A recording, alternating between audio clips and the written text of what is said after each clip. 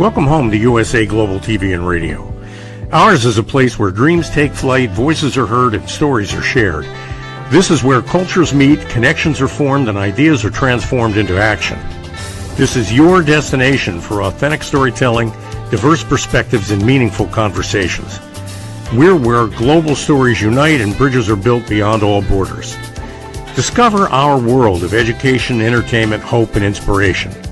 Together, we're building bridges worldwide. Subscribe to our USA Global TV channel and download our USA Global TV app. Be our guest or join our team. Visit usaglobaltv.com. With heartfelt thanks to our executive producer, Dr. Jacqueline Kerbeck, music scored by Yifei Tang from Cloud Road Music, creative direction by Paul Garcia, and I'm Al Cini, and I'm very proud to be part of the USA Global TV and Radio family. So join us here at USA Global TV and Radio. Make us your home for global connection. All rights reserved. This video and its contents are the exclusive property of USA Global TV and Radio. Unauthorized use, duplication, or redistribution in any form is strictly prohibited. Thank you for being a part of our global community. Let's inspire together. Howdy, Rhoda Laughlin here on the Wise Ones on the USA Global TV and Radio Network. Just finished up a show called The Corner Bookstore. This Wise Ones is my middle show. Immediately following this one, I host a show called Talking Heads. We'll talk today about how do you write a book in a week, basically 7 days.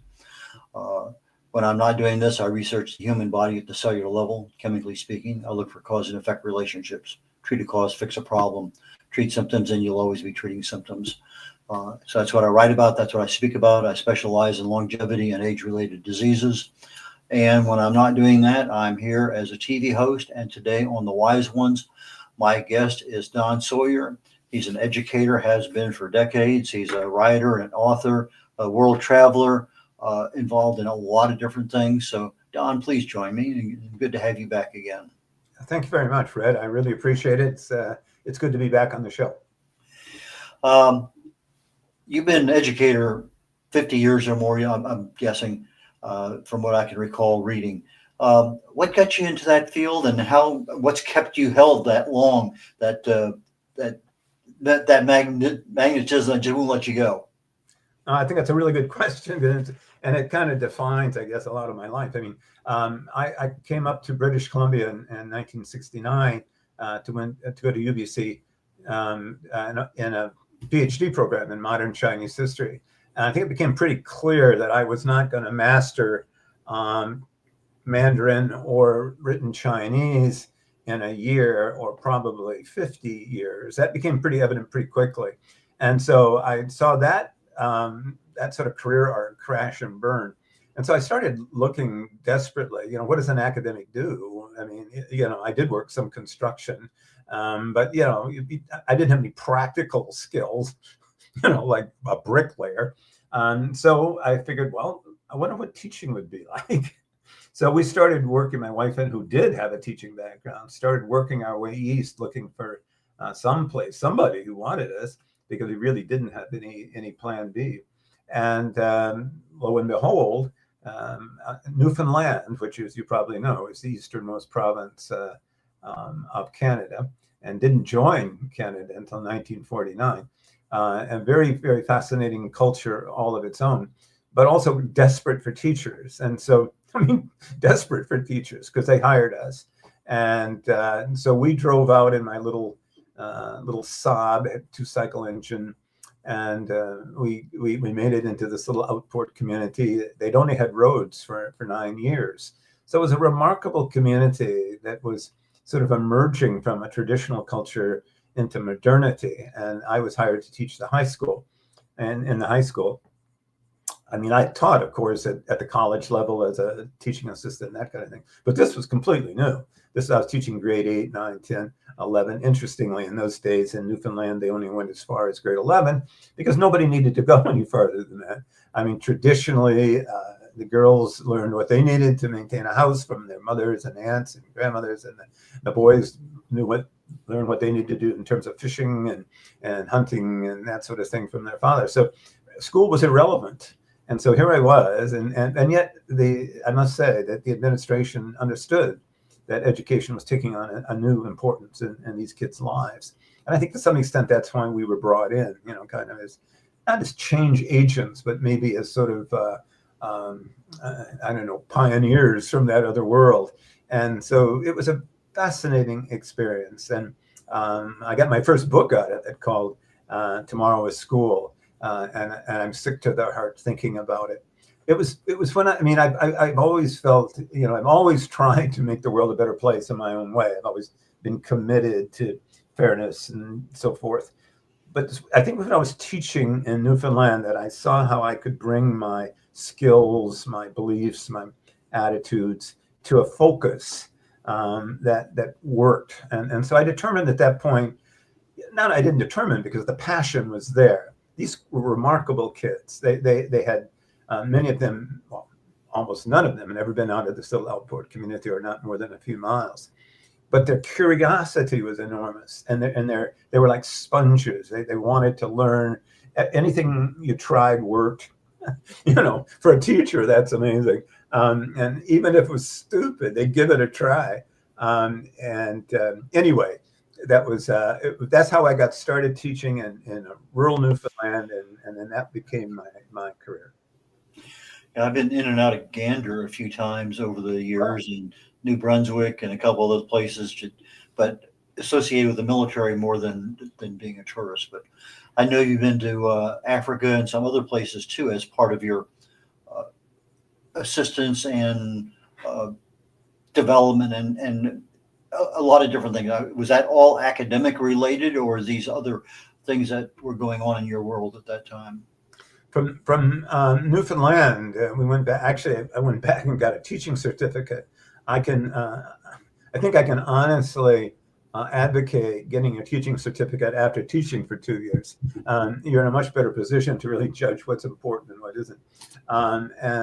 Then, interestingly, I had a friend back in British Columbia who was the chief of a Aboriginal Indian band, and he hired me to come there and start a program on the reserve, which again introduced me to a whole new area of Amerindian history, culture, really the tragedy of the colonialism of our Aboriginal peoples. And then I worked for Simon Fraser in their teacher training program, specifically to train Native teachers, because they were so underrepresented in the classroom. So yeah, there's a whole bunch of things going on there. And then from there, I moved into adult education, which took me to working in Africa. And in Africa, we were training community development workers, grassroots community development workers. And it was such a wonderful experience because it was collaborative. Obviously, we were working very closely with our African colleagues. We brought certain educational fundamentals and strategies and techniques. So we did have something to offer, but of course we deferred to our colleagues in terms of knowledge and content and appropriateness. And so it became a very symbiotic relationship. And I think we produced some of the best training curriculum in West Africa. It was exciting. It was informative. It was shaped me and really made me much more open to the world as a whole. So we're going to be seeing a book about Africa, because I know you have the Burning Gem, which is New York City, and then you have the one on Budapest. Well, interestingly, you're absolutely right, and that's a good point. I describe myself as an educator who writes rather than the other way around. And so, inevitably, my experiences find their way into my books. The only book I've written specifically about the African experience, I wrote a series of novels for adult readers, and these, because there's such little material for adults who are coming back to school that are adult-oriented, adult in content, but relatively easy to read. And so I did a contract with the Canadian government to write 3 novels. And one of the novels I ended up writing about my experiences in Africa. And it's kind of a romance. These 2 guys meet in a sawmill and one of them's originally from Haiti, and they follow his roots back to where I was working in the Gambia. And it's a pretty exciting story and pretty fun. And I think students, again, it's amazing. And we think they're not people who are very, they haven't read much, haven't traveled much, but they could really identify with these characters in this new world. And I enjoy doing that very much. In your book, The Burning Gem, as I understand it, that deals with the underground areas, New York City and London or something. I'm not sure if London was part of that. I'm trying to think back to what I read a while back. But and then your newest book, we'll get to that one in just a second. But yeah, how did you get involved with the underground of various places? Because ironically, there's an underground part of Houston that most people don't think about. And I know in Vancouver, there's a big underground, and in Croatia, there's a lot of places that have underground cities. Seoul, Korea, it's amazing how much underground they have. I didn't know that. Oh. Yeah, and so it's just interesting. So I'm curious, how did you find this? And then I want to write a book about this. Yeah, well, you're absolutely right. I mean, those underground areas have always fascinated me. Oftentimes the ones I was introduced to were either discovered or created as part of subway creation. Of course, not all, but in this case, this was my idea that this massive subway system under New York City. And when I started looking into the history of New York City, believe it or not, there was a small there was a small subway built in the 1890s, and it collapsed. I mean, financially it collapsed, but it really did. And one of the first things he did was to build a large station for the show place for his car. It actually ran, a few miles. Actually, it was real.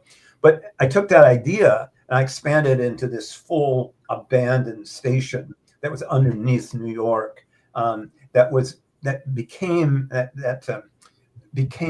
sort of utopian center for people who wanted to escape, who were special, odd, didn't fit into the regular world, and were attracted to this place that became a refuge for people of all kinds of with arcane knowledge and skills. And they organized themselves into a syndicalist system where there was a syndicate panel, but very democratic, and the different syndicates ran their own. So they had leather making and they had instrument making, and people from all over the world were attracted to this place. And in fact, two refugees from the Manhattan Project create a fusion sun that illuminates the whole place. So I had a lot of fun creating that idea, taking this real abandoned subway station and expanding it into this sort of utopian community that's filled with magic in every sense of the word. And so it was such a fun world to create. And that's kind of where we start with the Burning Gem, because as you know, the whole idea of the Burning Gem is that the guy who's 110 years old, who's a gem maker, what he does is he encapsulates a small part of his customer's soul into a gem, into a gem stone. And that stone actually emphasizes and accelerates the characteristics of the owner. And so this is how we start off with this woman desperately trying to escape this empty life in suburban New York, tracking him down to this abandoned legendary station. And one of the fun things I found out was there's also an abandoned rail line and rail station right under Grand Central Station that hasn't been used since Roosevelt's days. And so I created this sort of secret system of railways and rail stations. And what I enjoyed doing was kind of connecting it to the reality that's really there. The book, Tunnels of Buda. I guess a lot of people don't realize that you have two cities, Buda and Pest, on each side of the Danube. I've been to the castle there quite a few times. I never realized that I should have. I just never realized that there's tunnels underneath there. It's not one of those things that they broadcast easily for tourists. And even in some of the travel books I had, I don't remember that. So how did you find out about them? Well, we went to, I mean, that's one of the nice things, again, about, traveling, that you can bring that to your books, right, to your writing, to make it real. And in fact, one of the central parts of the first book, less so in the second book, is the ruin bars of Budapest, which were mansions abandoned largely during World War II, largely by Jewish industrialists who fled. I mean, as you know, Hungary's been run over by everybody from the Huns to Mongols to the Nazis, and they abandoned these mansions when they escaped, and they were allowed to decay during the communist period. And then in the 80s and 90s, young people took them over and they're all falling down, plaster on the walls. And they made them into these ruin bars. They literally called them that, with little rooms where, maybe an old dining room and so they become quite, not eerie, but murky and mysterious. And, they're people in all. There's in one, I know there was an old Lada in the main ballroom where people were sitting in it, drinking. Anyway, so it's a really fascinating city. But when we went to the castle, we did find out about these tunnels, and they do give tours, but they only give tours for like a few hundred feet. They know, and it seems like it's unclear if there's more, that there's, excuse me, over 10 miles of tunnels underneath the Buda Castle. Some of these are natural, but some of these were also excavated. And so it was a natural place for me to locate this nexus of evil, who has buried deep under Budapest, deep under the castle of Buda, and only accessible by this incredible maze of tunnels and the ancient tunnels that were used by Neanderthals, people 500,000 years ago. And so all of that mystery kind of hangs in the air, and then they confront in the tunnels of Buda.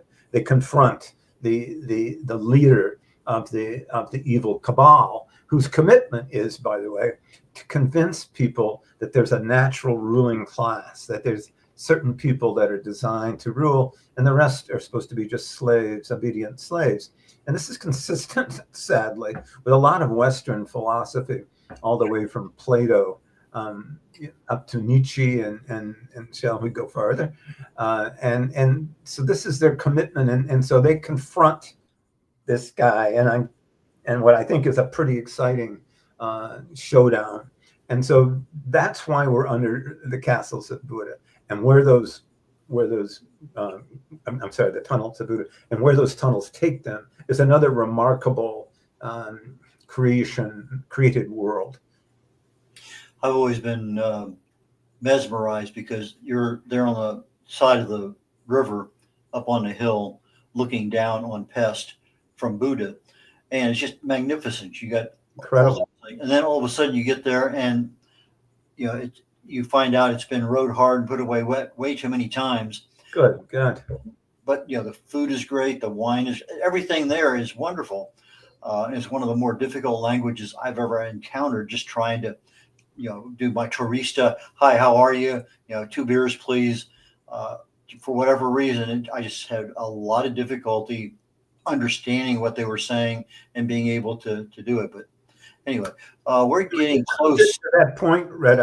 You probably know, it's not an Aryan. It's not related to it like apparently Hindi, or Sanskrit, I should say, is closer to English than Hungarian. They're not even quite sure where it came from, but it's only spoken, or versions of it, also in Finland, and I think I can't remember, Estonia. It's an isolate all of its own. And boy, like I had to, let me tell you, I was sure using my Google Translator a lot when I was going through this. But yeah, I think that's what makes it also, it's so, I hate to use the word alien, but it's different, and when you're there and you go into the Jewish quarter, and there's this kind of sense of decay but also grandiosity and magnificence, all kind of intertwined. Remarkable city, just like you said. We're getting ready to go to break here, probably in the next 10 seconds or so. I'll be about a minute and a half. We'll be back. And when we come back, I want to go into primarily your vision of what's happened in the last decade or so with regard to writing and publishing books and marketing them. And because there's been some major changes, and I'd like to hear your thoughts on it. Sure. Okay. In a world full of noise, misunderstandings, and interruptions, master the art of listening with Dr. Jacqueline Kerbeck. Dr. Jacqueline Kerbeck is the listening mentor of USA Global TV and Radio and the Amazon #1 best-selling author of Mastering the Power of Elevated Listening. Elevate your listening. Elevate your life.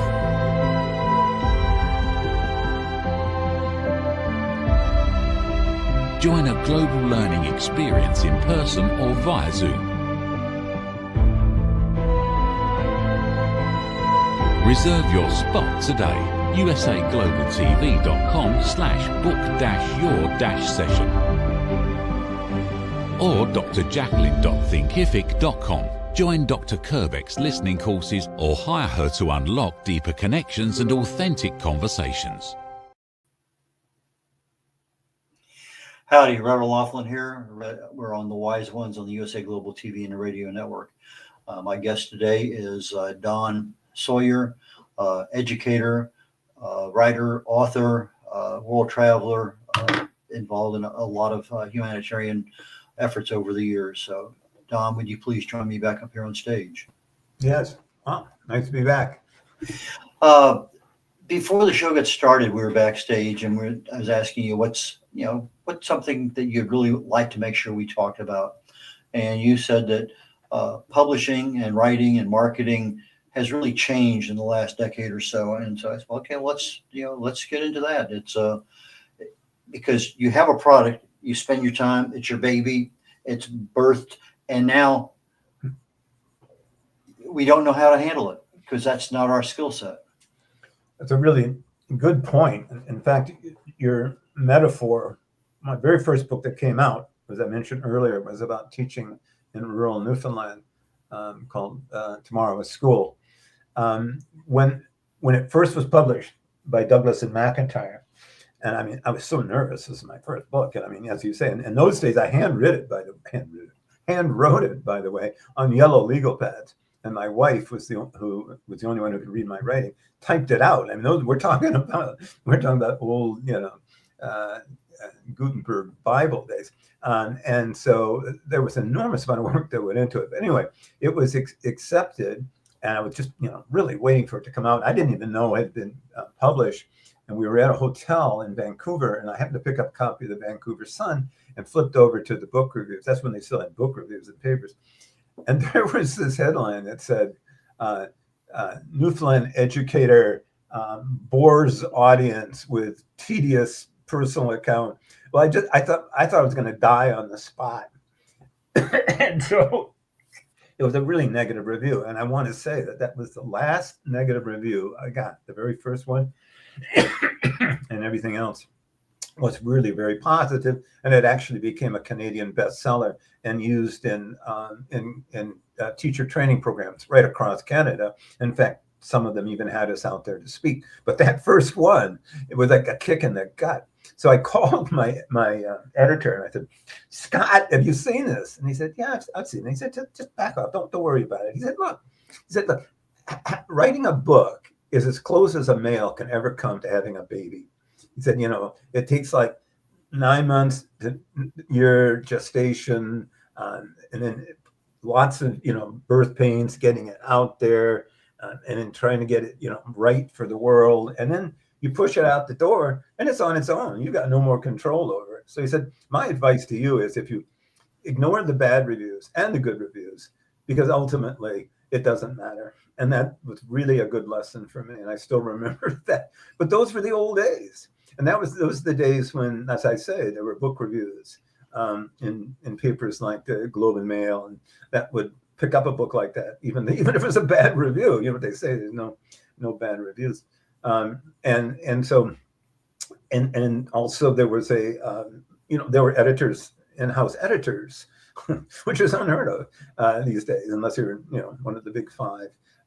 There was money. I mean, I went on they put me on a promotional tour. I mean, that still happens if you're a major writer, established writer. But for people that aren't, what we call not the indie. There's the indie editors, which are just small publishing houses. In the United States, five publishers actually produce most of the books. But I think the biggest change for me in that length of time is that we're now, believe it or not, we're now publishing nearly 4 million books a year. And to me, that's an astounding figure. 2/3 of those, more than 2/3 of those, are self-published. And so you have this glut of books. It's never been easier to publish a book, because in the old days, I mean, for better and worse, you had to pass you had to go to a bar. There's a certain bar you had to go over where an editor looked at your manuscript and said, "Yeah, I think we can sell that." And so there was a certain gatekeeper that sort of screened out books. And again, you can argue it both ways, but it did limit the number of books that got into print. That's gone. That's just completely gone. And also, traditional ways of promoting books is largely gone. They're too expensive. They're not effective. They're not reaching a media savvy crowd, and on and on. So, I mean, to me, when this book, the first book, came out, and I really, don't get me wrong, I'm really happy with the publisher. Castlebridge has been great to work with, and I know they're doing their absolute best with limited resources, but there's only so much you can do. And I didn't realize, that to get on, for example, to get your book looked at by Kirkus Reviews costs like $500 just to get your book looked at. I mean, and reviewed. But I mean, I always thought that you just submitted your book and they did it. So you've got to have, just to even get to that level of recognition, you have to have a publisher with considerable amount of money behind them, because you can't afford to do that very, very often. And so this has become more and more what's going on, that it's pay for review, pay for everything, pay for advertising. And so when I first, said, well, you've got to go on these blog sites, and that urban fantasy blog sites. There's 500 urban fantasy blog sites. Some of them that charge you money to do it, some who don't. You don't know who they're reaching, anybody reaching it. It's just a whole different world. And I think that it becomes, particularly in my case, I'm not a new author. I've had 14 books published. But the change I've seen in the last 10 years is phenomenal. And so for people who are getting into the business at this point, it's just bewildering. As a writer, we write. As an author, we provide that information, to outside audiences. But one of the skill sets we don't have is how to market a book, when to advertise, when to spend what money. That's a business decision. You have okay, I write one book, I'm a published author, I got my credibility, I got what I need. But then if I really want to be the entrepreneur and write some books and try to make some money, which doesn't happen for almost all of us, it's just, you're in it for the enjoyment, the satisfaction of writing and publishing and being organized. But that money just doesn't come rolling in because you have a pretty face and a nice title on your book. But some people get it that way. But when did you start marketing your book, as opposed to, the Burning Gem versus the Tunnels of Buda? Did you start marketing the book as soon as you started writing it, or did you wait till the book was almost done? Well, again, obviously, and I did end up hiring a publicist just to try to make some sense out of this jungle out there, which was really helpful, because I just had no idea what was what, and where to begin. But one of the things that he made me realize is that if you are going to market a book and you're going to be serious about it, you need to get it in the hands of reviewers 3, 4, 5 months ahead of publication. And that doesn't happen all that often. And I don't think publishers realize that either in many cases. And so once the book is published, you're fighting an uphill battle even at that point. I mean, these two, I actually wrote these two books as a single book, a single really long book, 190,000 words, which ended up breaking into two for a variety of reasons, which worked much better, I must say, in the end. And I must say also with the help of a very talented editor who I hired, the first time I've ever hired an editor.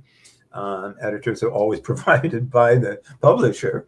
And so this time, again, it's just more and more is downloaded onto the author. And so she, helped me enough to get the book published. But then you're on your own, like you say. And I'm not, as you say, I'm not a marketer, and I'm certainly, and anybody can see me as I'm not exactly I'm not the kind of guy that hangs out on Instagram a lot either. So I mean, it's not. I don't have a sense of that social media, how to use it. And then a lot of this stuff, that you read about, and everybody reads the same thing. Bug all your Facebook friends to promote your book, or write all your friends on email and tell them to promote your book. And I don't feel comfortable doing that. And I must say too, my publisher said to me the other day, something, we haven't really found out what works in terms of selling books.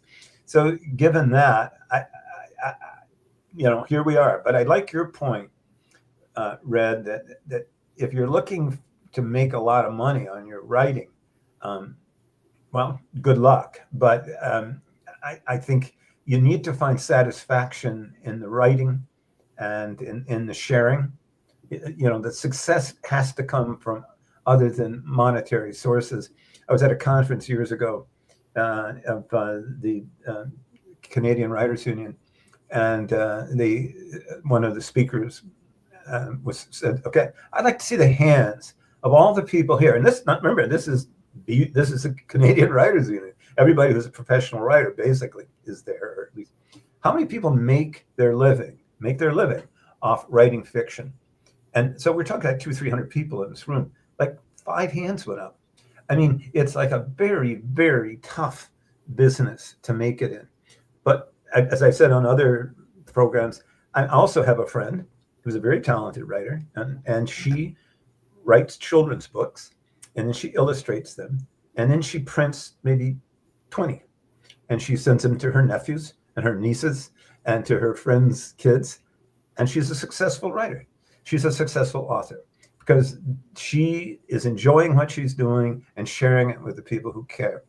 I really think that as a writer, when you approach marketing, you need to be realistic about what you can expect and also find pleasure and satisfaction in something other than monetary return, because otherwise I think you're going to be disappointed.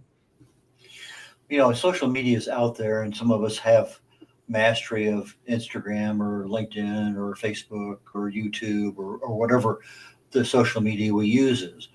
And it requires a presence almost literally daily. You can't just ignore it for a couple of weeks and expect anything to go.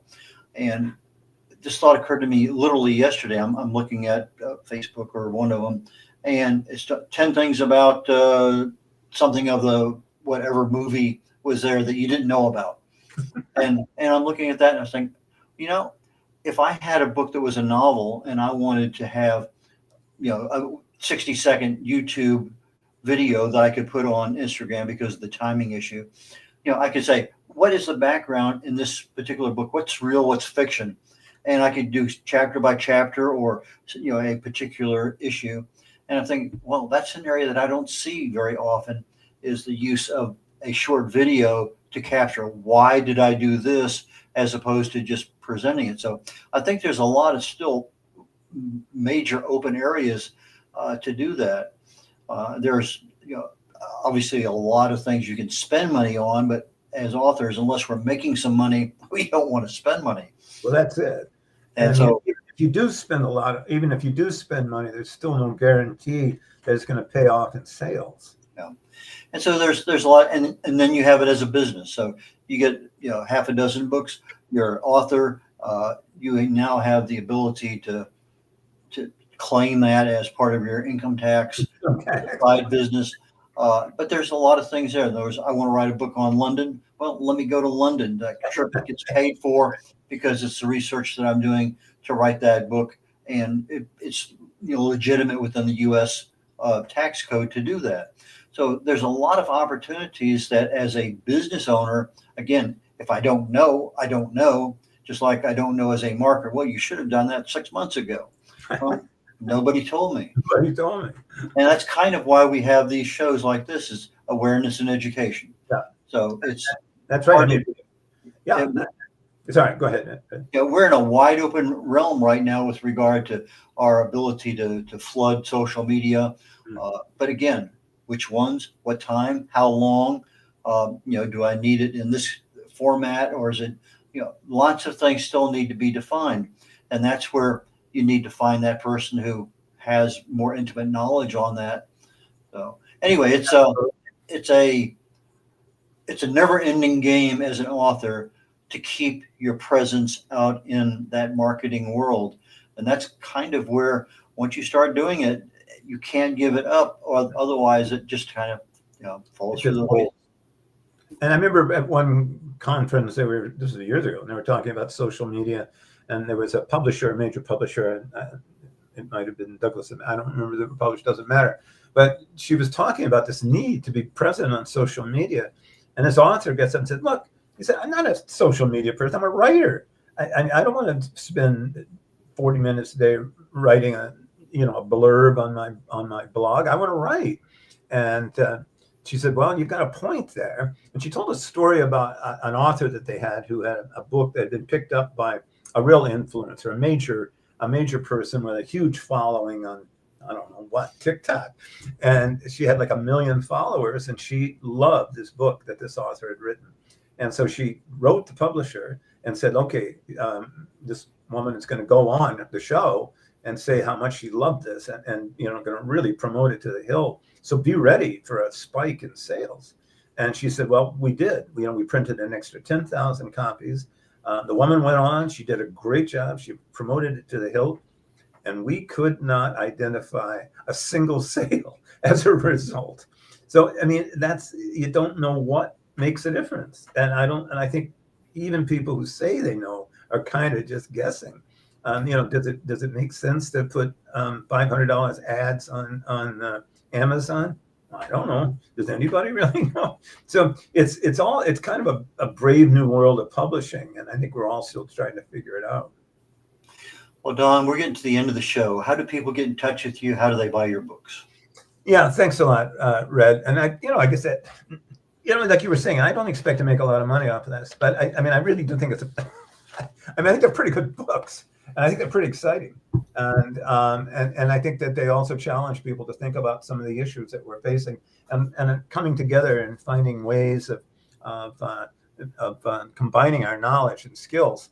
By the way, we'd like you to stop at running here for a minute, because this is just coming out, brand new book. It's a young adult novel. This is a Métis, most people will know, are Native Indian French culture in Manitoba, and it's a book that I wrote years ago. It was very small. The publisher went broke, and Pemmican is bringing out. I'm really excited about that, and that's going to be coming out this week. And I mean, all of the stuff I write, I want to write because it's compelling, but also that it has something to say.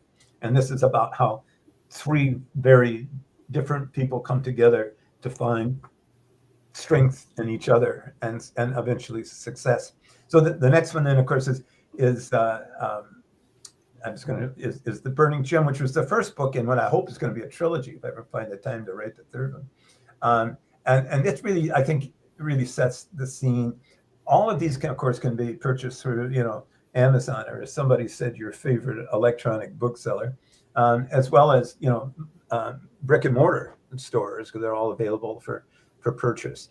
And The Tunnels of Buddha takes that story to an absolute.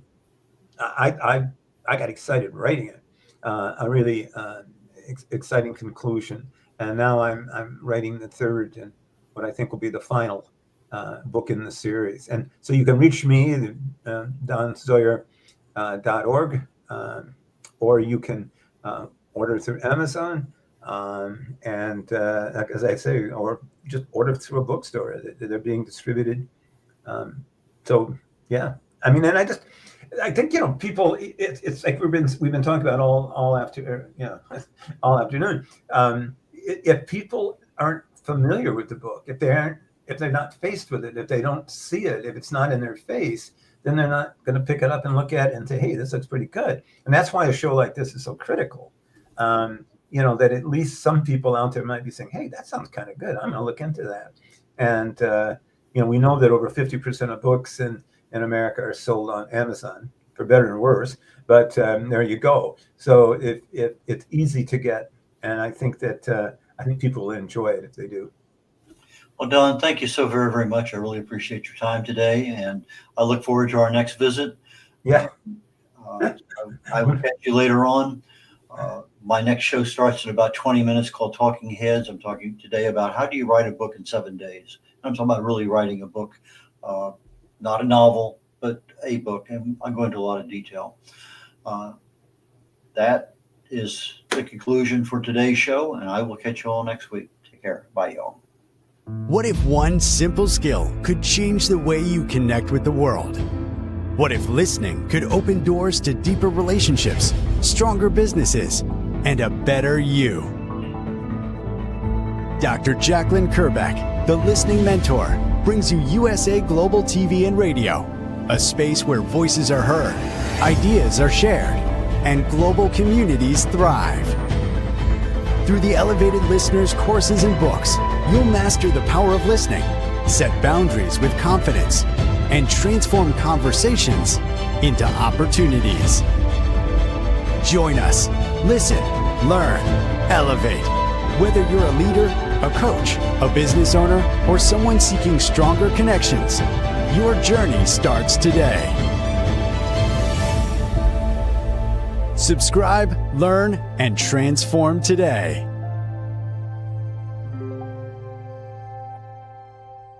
From the magical world of the amazing adventures of Lady Ella comes a heartwarming new journey filled with kindness, courage, and compassion. Lady Ella, the beloved ladybug and listening mentor, is back, and this time she's not alone. Meet her brave and thoughtful brother, Lord Jack. Together, they take flight on their very first kindness adventure. Along the way, they meet 3 new friends in need: a duck feeling discouraged, a mouse struggling to be understood, and a busy little bee who's completely lost. But with the power of elevated listening and simple acts of kindness, Lady Ella and Lord Jack show us how understanding and empathy can make the biggest difference in someone's day. Written by Dr. Jacqueline Kerbeck, the Listening Mentor, this 9th book in the best-selling Lady Ella series teaches children ages 5 to 10 the essential skills of listening, kindness, and etiquette. Now available for pre-order on Amazon. Scan the QR code and order your copy today.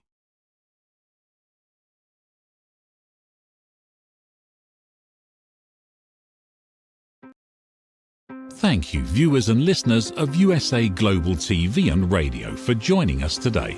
We're honoured to have your time and attention as part of our global community. At USA Global TV and Radio, we believe in the power of authentic conversations, meaningful connections, and creating a world of possibilities together. Want to be part of something bigger? Join our team of elevated listeners at usaglobaltv.com, a space where your voice matters and your ability to listen transforms relationships. Stay connected with us across all our platforms for thought-provoking discussions, expert insights, and empowering stories. Subscribe to our channels at youtube.com/c/USA Global TV. Follow us on social media and explore the endless opportunities we're creating for growth, learning, and inspiration. Together, we're not just broadcasting, we're building bridges and changing lives one conversation at a time. For inquiries, contact us at info@usaglobaltv.com. Music by Johnny Dies. Produced by Executive Producer and Director Dr. Jacqueline Kerbeck. Voiceover by Mike Porter. Creative Direction by Paul Garcia. All rights reserved. Copyright 2025. Visit usaglobaltv.com to view our full terms and conditions.